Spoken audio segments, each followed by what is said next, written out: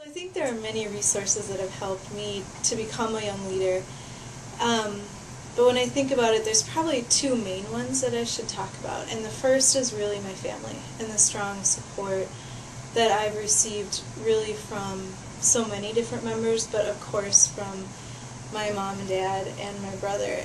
I think they are strong for me when I'm feeling weak. They've shown me by example really what persistence, what relationship building, what a commitment to community can do and the kind of change it can create, and just what can happen when people make a commitment to decide to come together and to create something beautiful. And so the reason I think that's a resource is because that's then how I've decided to go about my work, that when I'm talking about creating change, it's really about connection and it's about building understanding, and that's something that's been modeled to me by my family, and my brother's really shown me how to take risks in doing that and to have fun with it. So that's the first thing that I think has helped me as a young leader to feel confident in what I'm doing.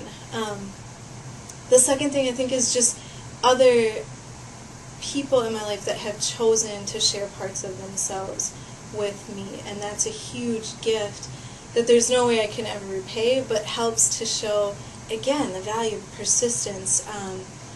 A mentor of mine from the YWCA continually talked about the lessons of not letting misunderstanding, fear, and ignorance get in the way, but really working toward hope, toward the potential of what we can create. What I know now, I think it's more what's been affirmed for me now, that earlier in life I kind of thought about and toyed around with, but it's really kind of what we were saying before, the power of personal action.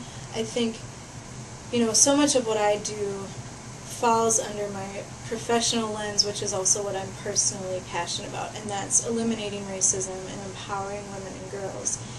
And when you're talking about something that big, it's easy to get overwhelmed or to think, how are we ever going to do that? But understanding the impact and the power that each person has is what creates that change.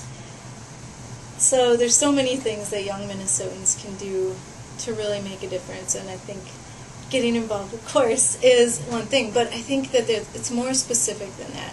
It's thinking about how it is that you can be, or that you came to be, an empowered person who is strong, aware, somebody who can express yourself. And if you feel that you are that person, what you can do to make sure that others grow up in that same sort of environment, an environment that values the whole person, that allows for authentic connection, for new ideas to be brought forth, for input from not the typical source. So when I talk about getting involved, I'm talking about really taking that personal stance of looking around at the kind of environment you want to live in and that you would want to create for others.